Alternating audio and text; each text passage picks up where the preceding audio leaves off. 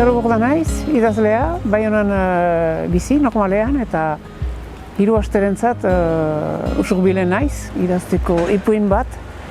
Eta hemen egiten dudana da, hirian ibili, hirian eta batzuetan hiri bazterretan ere, hemengo giroak harrapatzeko, batzuetan jendeekin ere anonimoki hitz egiteko eta idazteko materiala biltzeko bezala. Herri txiki bat, baina herri oso bizi bat, eta nik uste da nortasun handiko herri badana, eta nortasun horren mantentzeko borrokan diharduna gaur egun batez ere, bai eskala mundialean da bai gertutik ez, Donostiatik gertu bizitzearen ondorioz, hiri handi baten eragin positibok eta negatibok pairatzen ditugulako.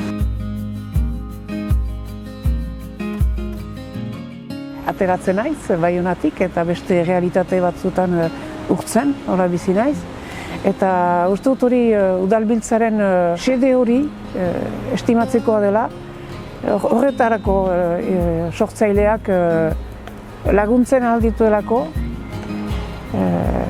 ikusten beste bizitzeko moduak bat direla, eta beraz idazteko gaiak ere hor direla